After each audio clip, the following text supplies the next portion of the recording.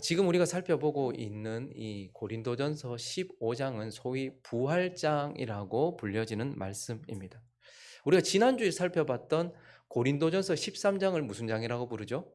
사랑장 이렇게 부르고요. 오늘 주일 살펴보는 우리의 말씀은 바로 부활장에 관한 말씀인데요. 이 부활장에 대해서 우리가 앞선 본문을 통하여서 우리는 우리의 부활을 확증하는 예수 그리스도의 부활에 대하여 먼저 살펴보았고요. 그리고요, 부활을 믿는 믿음, 이 부활 신앙이 우리 삶에 미치는 강력한 영향력들에 대하여 우리가 살펴보았습니다. 이제 우리는 이 부활에 대한 메시지를 마무리하면서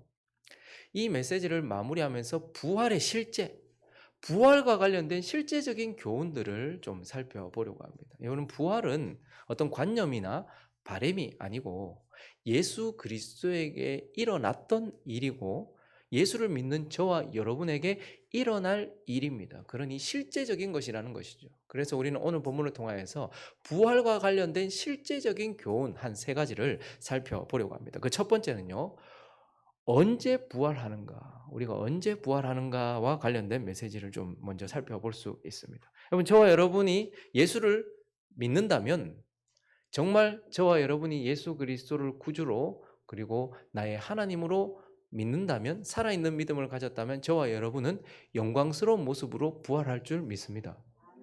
근데요, 언제 부활할까요? 언제 부활하실 겁니까? 성경은 먼저 자신의 죽음 이후에 부활이 온다라고 이렇게 말씀을 하고 있습니다. 그러면 우리가 십자가에, 우리의 자아가 십자가에 죽었을 때에 우리는 새 영과 새 마음을 받았습니다. 우리의 자아가 십자가에 죽으면 우리는 새 영과 새 영을 받게 되고, 우리는 십자가에 내 자아가 죽었기 때문에 새 영과 새 마음을 받은 것입니다. 이와 같이 마찬가지로 우리의 육체도 죽으면 새 몸을 허락해 주신다, 이렇게 말씀을 하고 있습니다. 그래서 36절은 이렇게 말하지요. 어리석은 자여, 네가 뿌리는 씨가 죽지 않으면 살아나지 못하겠다. 그러니 부활은 언제 온다는 거예요? 이 육체의, 그러니까 우리의 영, 우리의 마음, 우리의 자아가 십자가의 죽음으로 넘겨졌을 때 우리가 새 영과 새 마음을 받은 것처럼 우리의 몸이 죽으면 어떻게 해요? 새 몸을 받게 될 것이다. 그래서 42절도 보시면요, 죽은 자의 부활도 그와 같아서 썩을 것으로 심고, 그리고 우리의 육체가 땅에 묻히면 썩지 않을 것으로 다시 살아난다. 부활은 각 개인의 죽음 이후에 온다, 이렇게 말씀하고 있습니다. 그러나 우리의 죽음이 곧바로 부활로 이어지는 것은 아닙니다. 여러분들이 죽는다고 곧바로 부활하는 게 아니라는 말입니다. 우리는 죽음과 동시에 새로운 삶으로의 변환이 일어날 거예요. 지금은 몸을 입고 이 땅에서 우리가 함께 살아가고 있습니다. 그러나 죽으면요, 바로 부활하는 것이 아니고요, 몸을 벗고 주와 함께 살아가는 새로운 삶이 시작될 것입니다. 그러니 죽는다고 바로 부활이 되는 것은 아니라는 것이죠. 그러면 실제적으로 진짜 언제 부활하는가? 자신의 죽음 이후에, 그리고 종말, 역사의 종말 이후에 우리는 부활하게 될 것이다, 이렇게 말씀을 하고 있습니다. 한 개인은 태어납니다. 그리고요, 죽을 날을 향해 나아갑니다. 태어난 모든 사람은 죽는 날을 향해 나아가는 것이죠. 천지가 창조되었습니다. 그 태초에 창조된 그날은요, 마지막 심판 날을 향해, 최후의 심판 날을 향해, 멸망의 날을 향해 지금 나아가고 있고, 나팔이 부러지는 그때에, 온 세상이 멸망하는 그때에 한 개인의 삶이 종말을 맞이하듯이 이 모든 역사가 종말을 맞이하는 그때에, 달리 말하면 우리 주님이 나팔과 함께 재림하는 그때에 우리는 다 변화될 것이고 우리는 다 부활할 것이다 라고 이렇게 말씀하고 있습니다. 그래서 51절과 52절을 보시면요, 보라, 여러분들이 한번 읽어주십시오. 보라, 시작.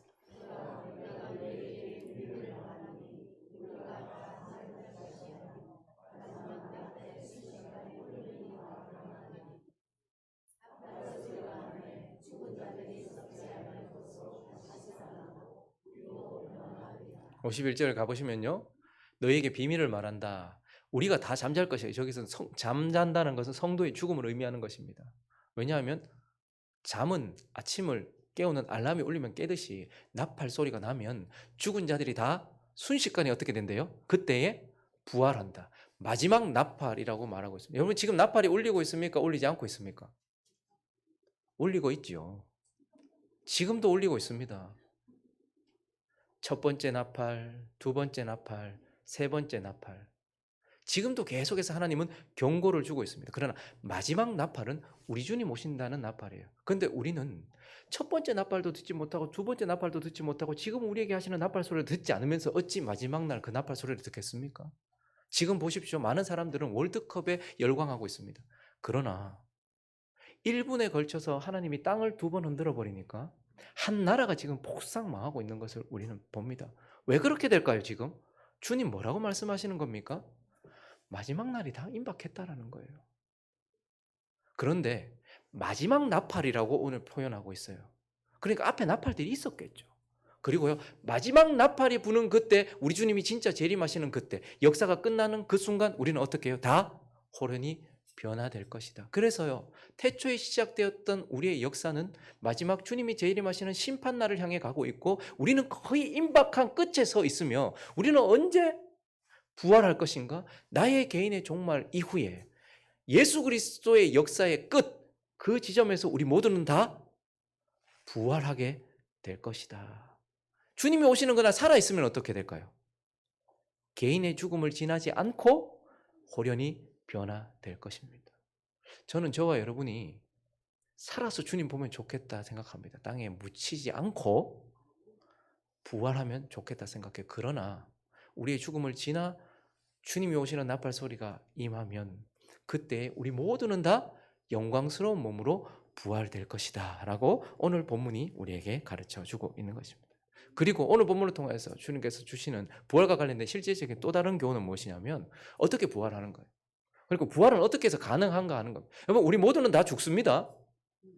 썩어져요. 그리고요, 뭐 화장을 하든 매장을 하든 뭐 어떻게 하든 다 썩어져서 다 흩어져 버릴 것입니다. 그런데 죽어 썩어진 우리가 어떻게 다시 영광스러운 모습으로 부활하느냐 말입니다. 그게 어떻게 가능하냐 말입니다. 그것을 가능하게 하는 것은 바로 예수 그리스도의 역사입니다. 우리는 예수 그리스도의 역사로 인하여서 반드시 부활하게 될 것입니다. 여러분, 죽음, 사망은, 그리고 사망으로 인한 썩어짐은 무엇 때문에 온 것입니까? 왜 우리는 죽고 우리는 다 썩어지는 것입니까? 이유가 딱 한 가지 있어요. 왜요?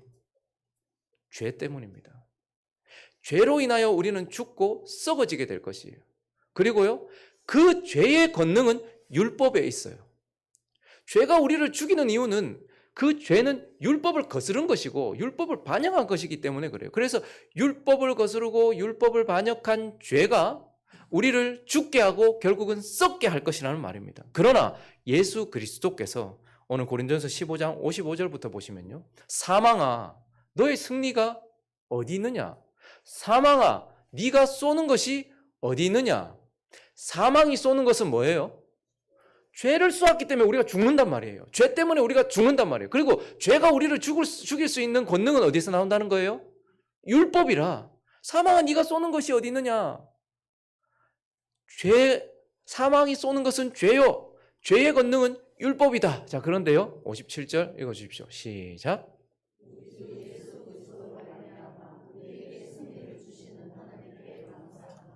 뭐예요? 사망이 쏘는 그 죄를 예수 그리스도는 친히 십자가에서 자기의 몸으로 감당하셨습니다. 그 사망이 쏘는 죄의 그 모든 문제를 예수 그리스도는 십자가에서 감당하셨다는 말이에요. 그리고 그 죄의 권능인 율법은요, 율법이 요구하는 모든 것들을 예수 그리스도는 몸을 입고 다 성취해내셨다는 말이에요. 그래서 예수 그리스도는 율법의 요구를 완성하셨고, 예수 그리스도는 율법을 어긴 죄의 문제를 십자가를 통하여 해결하셨고, 그래서 그것을 믿는 자에게 어떻게 해요? 그 승리와 그 효력을 전가시켜 주는 것이죠. 그래서 예수를 믿는 자는 예수 그리스도를 통하여 죄의 문제가 해결되고, 예수를 믿는 자는 우리가 하나님 앞에 드려야 될 율법의 요구를 예수 그리스도의 행위를 통하여서 온전히 다 전가받았기 때문에 죄의 문제로 인하여서 죽고 썩어질 일이 이제는 없다, 이렇게 말하면서 예수 그리스도 때문에 저와 여러분이 썩음을 당하지 않고 부활할 것이다, 이렇게 말씀을 하고 있는 것이죠. 그래서 그 근본적인 이유와 함께 실질적으로요, 우리가 어떻게 부활할 건가?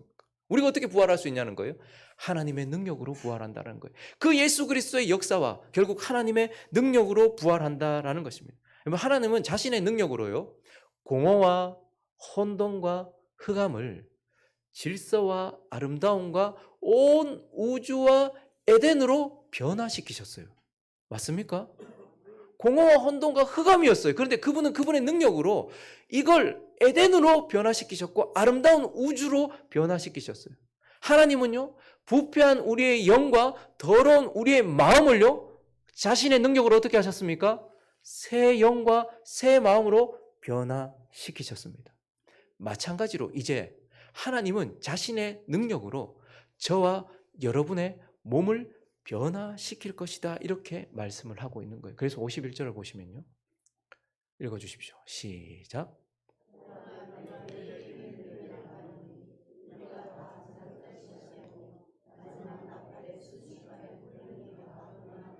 마지막 나팔, 주님이 재림하시는 그날 심판 날에 마지막 나팔이 불 때 순식간에 호련이 다 어떻게 될 거라고요? 변화되겠대요. 이 온 어둠과 공허와 혼돈이 질서와 에덴으로 변화됐던 것처럼, 그리고 우리의 온 더럽고 부패한 영과 마음이 새 영과 새 마음으로 변화되었던 것처럼 이제 하나님의 능력은 호련히 다 우리의 몸을 변화시킬 것이다, 이렇게 말씀하고 있어요. 저기 변화되리니라는 알라게소메타라는 단어는요, 변화시키다, 바꾸다라는 미래 수동태입니다. 그러니까 우리가 어떻게 해서 되는 게 아니고요, 하나님께서 그 순간에 자신의 능력으로 바꿔버리신다는 거예요. 우리의 몸을 바꿔버리실 것이다, 미래 수동태로 바꾸실 것이다, 이렇게 말씀하고 있어요. 그래서 어떻게 바꾼다는 거예요? 42절부터 43절까지 보시면요, 죽은 자의 부활도 그와 같으니 썩을 것. 저와 여러분의 몸은 썩을까요? 썩지 않을까요? 썩어요. 그런데요, 어떻게 변화시킨대요? 그분의 능력으로 썩지 않을 것으로 부활시킨대요. 어떻게 하는지 모르지만 그분의 능력이 이 썩을 몸이 지금도 아프고 부패하고 더럽고 죽어가는 이 몸을 썩지 않을 몸으로 바꾸신대요. 그리고요, 욕된 몸이, 저와 여러분의 몸은 욕된 몸이에요, 지금. 그렇지만 어떻게 해요? 영광스러운 몸. 여러분, 지금 옷 벗고 나오실 분 있습니까? 사람은 직감적으로 압니다, 부끄럽다는 것을. 그냥 외적으로만이 아니고 내적으로도 우리는 부끄러워요. 그래서요, 욕된 거예요. 그런데요, 영광스러운 것으로 그분의 능력으로 바꾸실 것이래요. 그리고요, 지금 우리의 몸은 강합니까? 약합니까? 약해요. 8년 지났는데 고만 이래 됐다. 약한 것이에요. 그런데요, 나중에 어떻게 된대요? 강한 것으로 다시 살아난다. 그래서 그분의 능력은 우리의 몸을, 이 썩을 몸을 썩지 않을 몸으로, 이 욕된 몸을 영광스러운 몸으로 그렇게 바꾸신다, 이렇게 말씀하고 있어요. 그리고요, 한 절 더 가면 44절은 또한 육의 몸으로 심고 신령한 몸으로 다시 살아나는. 여러분, 우리가 죽어서 땅에 묻히는 것을 마치 씨앗을 심는 것처럼 이렇게 표현하잖아요. 그런데 우리가 심길 때는요, 육의 몸이에요. 육. 우리는 다 혈육이에요. 육의 몸으로 심는데, 근데 어떤 몸으로 다시 부활한대요? 하나님께서 능력으로 신령한 몸으로 다시 살리신대요. 그래서 육의 몸이 있잖아요. 마찬가지로 영의 몸도 있는데, 이제 예수를 믿는 자에게는 하나님의 능력으로 그분이 우리의 몸도 변화시켜서, 지금 우리의 영이 변화되었습니다. 우리의 마음도 변화되었습니다. 이제 우리의 몸도 변화시키시는데 육의 몸을 영의 몸으로 바꾸실 것이다 라고 말씀하시면서 47절부터는 더 영광스러운 말씀을 하시는데요, 첫사람은 땅에서 났다. 아담은 흙으로 빚어져서 땅에서 났고 우리는 아담의 후손이잖아요. 첫사람은 땅에서 났으니 흙에 속한 자이거니와 둘째 아담이신, 몸을 입고 이 땅에 오신 예수 그리스도는 하늘에서 나셨다. 하늘에 속한 자다. 그래서 무릇 흙에 속한 자들은 저 흙에 속한 자와 같고 무릇 하늘에 속한 자들은 저 하늘에 속한 이와 같으니. 읽습니다. 시작.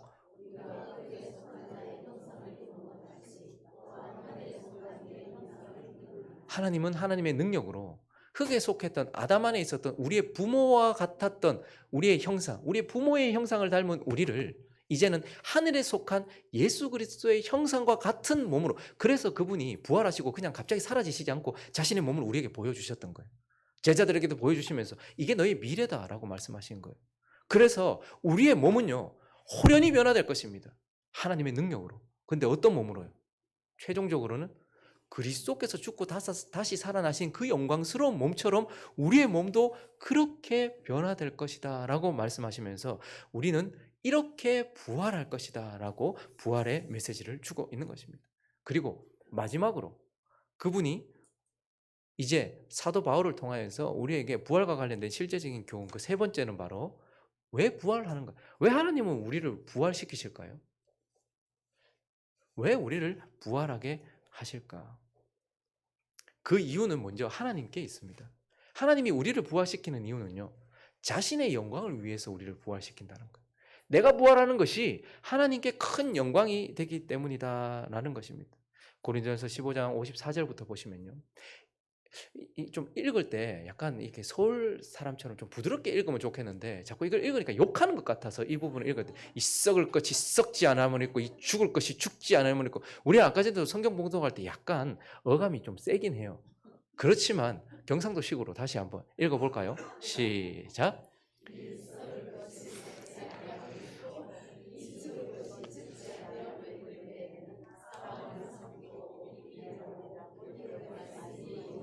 일단 뭐예요? 우리가 부활하는 것이 말씀의 성취예요. 하나님은 이미 자신 안에 모든 것을 계획하셨고 그 계획을 약속이라는 이름으로, 말씀이라는 이름으로 우리에게 주셨어요. 그래서 결국 하나님은 우리의 부활을 통하여 자신의 말씀을 최종적으로 이루시고, 그래서 우리의 구원을 완성시키는 거예요. 우리의 부활은 우리의 구원을 완성시키는 겁니다. 예수님께서 초림하셔서 우리의 영과 우리의 마음을 새롭게 하셨어요. 그런데 우리는 아직까지 새로워지지 않은 몸을 가지고서 죄와 싸우면서 이 땅에 살고 있단 말이에요. 그러니 구원이 완성된 것입니까? 완성되지 않은 것입니까? 아직. 구원은 시작되었고 지금 진행되고 있으면 어떻게 될 거예요? 완성될 것이란 말이에요. 그런데 우리의 구원은 어디 점에서 완성되는 거예요? 초림하신 예수 그리스도의 십자가와 부활로 우리의 영과 우리의 마음이 변화된 이 순간 구원이 시작이 되었고, 지금 죄와 싸우고 있는 우리는 지금 구원을 이루어가고 있으며, 결국 이 몸을 벗고 부활하는 그때에 하나님은 우리의 구원도 완성시키실 것이라는 말입니다. 그러면서요, 사망아 너의 승리가 어디 있느냐? 사망아 너의 쏘는 것이 어디 있느냐? 사망이 쏘는 것은 죄요, 죄의 권능은 율법이라. 읽어주십시오. 시작.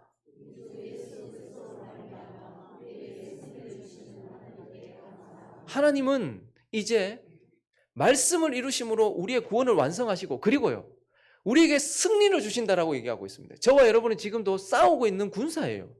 무엇과 싸우고 있습니까? 마누라, 남편, 옆에 있는 사람들, 그리고 좀 더 나아지기 위한 경쟁, 이런 싸움을 하는 것이 아니라 사단과 싸우고 있으며, 특별히 죄와 싸우고 있으며, 우리의 육신과 싸우고 있단 말입니다. 우리의 몸은 아직까지 부패한 본성을 가지고 있기 때문에 육신이 막 발동해, 그렇기 때문에 지금 싸우고 있단 말이에요. 자, 그런데 예수 그리스도를 통하여 우리가 부활하면, 이제 우리의 몸이 완전히 달라지면 완전한 승리가 우리에게 이루어진단 말이에요. 예수 그리스도는 자신의 몸으로 십자가와 부활로 죄를 완전히 이기시고 승리하셨어요. 그렇지만 이제 그분은 또한 그의 몸된 교회, 자신의 몸, 제2의 성육신인 교회들의 부활을 통하여서 우리가 이제 부활함으로 사망도 이기고 죄를 이기는 우리의 승리를 통하여서 그분의 승리를 완전히 이루셔서 영광을 받으시기 위하여. 그래서 저와 여러분의 부활은요, 하나님의 승리의 외침이기도 하고 하나님의 구원의 완성이라는 선포이기도 하면서, 저와 여러분에게 승리를 주심으로 하나님께서 완전히 승리하셔서 영광을 받으시는 최종 지점이다라는 거예요. 온 세상이 바뀌고 저와 여러분이 바뀌는 그 순간, 영과 마음만 바뀌는 것이 아니라 우리의 몸까지 바뀌는 그 순간 하나님은 영광을 받으시기. 그래서 저와 여러분을 왜 부활시키냐면 하나님이 온전히 완전한 영광을 받으시기 위하여, 자신의 승리가 우리의 승리가 되어서 우리의 승리를 통하여 자신의 승리를 완성하시고 우리의 구원을 완성하셔서 자신의 말씀을 이루심으로 인하여서 모든 것을 이루신 그분의 영광, 그 하나님의 영광을 위하여 저와 여러분을 부활하게 하신다는 것. 그러나 또 한편 왜 저와 여러분을 부활시키시는가? 그건 저와 여러분의 완전한 행복을 위해서 그렇게 하시는 겁니다. 그분의 영원한 영광을 위해서도 그렇지만 우리가 부활함으로 인해서 이제 우리는 완전한 행복을 얻게 된다라는 것이죠. 그래서 오늘 본문 말씀 50절을 보시면요, 읽어주시겠습니까? 시작.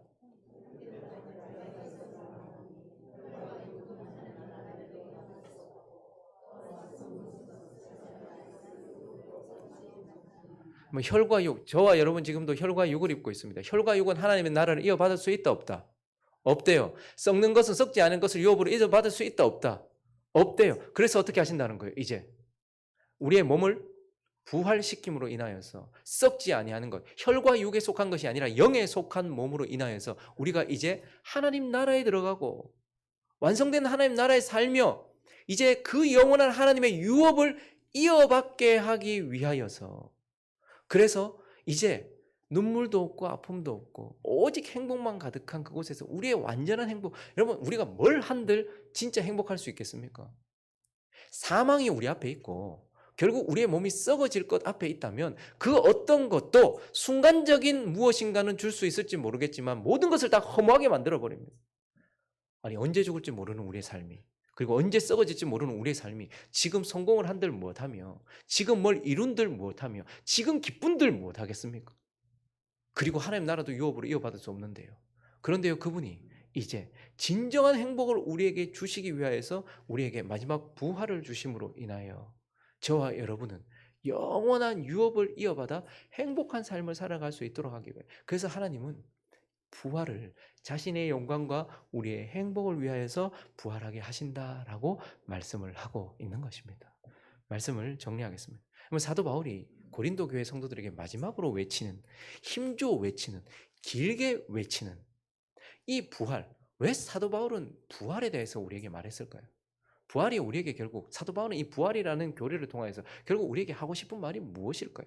미래에 일어날 이 신비한 일이 우리에게 도대체 무슨 영향을 미치기에, 내가 죽고 난 이후에 주님 오셔야지 우리 부활할 것이고 신비하게 뭐 어떻게 될지 모르겠지만 우리의 몸이 바뀐다는데, 그러한 미래에 있을 신비한 일에 대하여 바울이 우리에게 결국 이 말을 하는 이유가 뭡니까? 마지막 절입니다. 58절. 왜 이 이야기를 하는가 하면 미래에 있을 그 신비한 일이, 내 사랑하는 형제들아 견실하며 흔들리지 말고 현재를 살아가게 하기 위하여서라는 것. 왜? 부활을 믿는 믿음, 부활 때문에 지금 주님이 우리에게 바울을 통해서 말씀하신 건 뭐냐면, 그렇기 때문에 현재 어떻게 하라는 거예요? 흔들리지 말아라, 두려워하지 말아라는 거예요. 죽을까 봐 걱정하지 말아라. 죽어도 다시 살겠고, 그리고요 살아서 나를 믿으면 영원히 살 것이고, 그리고 멸망 올까 봐 걱정하지 말아라. 세상이 망할까 봐 걱정하지 말아라. 세상이 망하면 주님 오시는 것 아니냐. 그러니 부활을 이렇게 힘주어 말하는 이유는요, 미래의 신비한 일이 아니라 현재의 현실적인 삶을 살아가게 하기 위함이라는 거예요. 그래서 형제들아 어떻게 하는 거예요? 흔들리지 말아라. 혹시 큰 질병에 걸리고 저처럼 마음의 병을 앓기도 하고 뭐 앞으로 좋아질지 안 좋아질지도 모르겠고, 그리고 언제 죽을지도 모르겠고, 사랑하는 사람이 언제 떠날지도 모르겠고, 그렇지만 뭐라고 말하는 거예요? 우리에게는 뭐가 있다는 거예요? 부활이 있다는 거예요. 그러니 흔들리지 말아라. 죽을까봐, 혹시 큰일 날까봐 흔들리지 말아라. 베네수엘라 뭐 난리 났는데, 이 불의 고리에 보니까 일본만 아니고 이제 우리나라도 이제 안전하지 않다는데, 언제 지진이 하며 언제 또 다시 전쟁이 터지고 언제 큰일이 벌어질지, 핵폭탄이 터지는 건 아닐지, 북한은 또 터뜨리는 건 아닐지, 미국이 또 뭐 어떻게 할지는 않을지, 걱정하지 말아라. 흔들리지 말아라. 우리가 죽으면 다시 살아날 것이요, 역사가 끝나면 새 나라가 시작되니까 흔들리지 말아라, 이렇게 말하는 겁니다. 그리고요 뒷구절 또 하나, 주의 일에 더욱 힘쓰는 자들이 되라라는 거예요. 흔들리지 않는 게 문제가 아니고요, 흔들리지 않고, 그래서 어떻게 하라는 거예요? 항상 주의 일에 더욱 힘쓰, 그러니까 현재를 아름답게 거룩하게 하나님 말씀대로 지금 살아라는 거예요. 왜요? 우리의 오늘의 삶은 믿지 않는 자들에게는 완전히 단절로 영원한 지옥에 가겠지만, 우리의 오늘의 삶은 영원한 삶에 영향을 미친다, 안 미친다?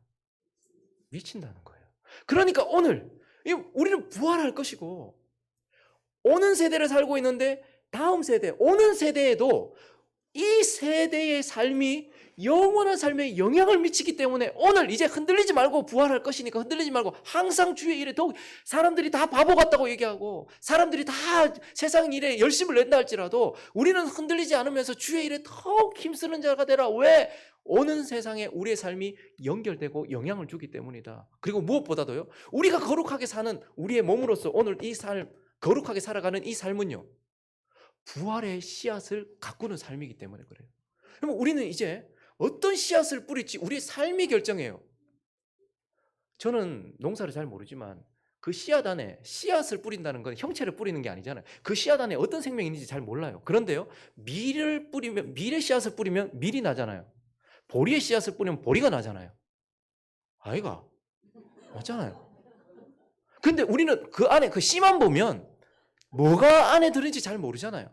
우리 또한 마찬가지라는 거예요. 내가 오늘 어떻게 사느냐의 삶은, 내 몸과 내 마음과 내 영혼으로 하나님 앞에 어떻게 사느냐의 삶은 내가 나중에 씨앗으로 뿌려질 때 이 부활의 씨앗된 나를 가꾸는 것이다. 그러니 어떤 씨앗으로 뿌려질지 네가 뿌리는 씨앗이 나중에 형체가 달라질 것이다. 영광이 다르다. 이렇게 말하고 있어요. 그래서 마지막 36절부터 보시면요. 어리석은 자여, 네가 뿌리는 씨가 죽지 않으면 언젠가 너도 씨앗이 되어서 뿌려질 것이다. 땅에 묻히겠지. 화장을 하든지. 그러나 네가 뿌리는 것은, 네가 죽을 때 뿌리는 것은 장래 형체를 뿌린 건 아니다. 다만 밀이나 다른 것에 알맹이 뿌리는, 그냥 씨앗을 뿌리는 것이다. 그런데 하나님이 그 뜻대로 그에게 어떻게 하신대요? 형체를 주신대요. 각 종자에게 그 형체를 주신대요. 그러니까 씨앗이 다 다르다 이 말이에요. 부활할 때 다른 모습으로 부활할 것이다. 그러면서 이어지는 말씀은요, 육체는 다 같은 육체 아니다. 사람 육체 다르고 짐승 육체 다르고 새의 육체 다르고 물고기 육체 다르다. 하늘에 속한 형체도 있고 땅에 속한 형체도 있고, 하늘에 속한 영광이 있고 땅에 속한 영광도 따로 있고, 또 하늘에 있는 것 중에도 해의 영광이 다르고 달의 영광이 다르고 별의 영광도 다르고 별과 별의 영광도 다르다. 그러면서 죽은 자의 부활도 이와 같다는 거예요. 그러니까 저와 여러분이 어떤 모습으로 심기느냐에 따라서 부활의 영광이 달라질 수 있다는 거예요. 바울의 모습과 우리의 모습은 물론 천국 가면 다 행복하겠죠. 그러나 씨앗이 다르다는 거예요. 그러므로 오늘 우리가 거룩하게 사는 삶은 영원한 삶으로 이어지고 거기에 영향을 미치는 삶이며, 그리고 저와 여러분의 삶은 부활의 씨앗들, 이 씨앗을 가꾸는 삶이다. 그러니까 지금 이거 썩어질 것을 가꾸지 말고 막 수술하고 막 이거 하지 말고 거룩한 삶으로 심겨질 씨앗을 가꾸라.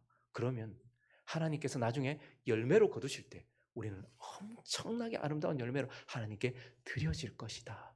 그러니 먼 미래에 있을 신비를 말하는 것이 아니라 부활이라는 신앙 때문에 오늘 너의 삶을 힘있게 흔들지 말고 달려라 라고 말씀을 하고 있는 것입니다. 그렇게 아름답게 주님께 씨 뿌리는 인생, 그리고 아름다운 열매로 드려지는 저와 여러분 되시기를 예수 그리스도의 이름으로 축원합니다.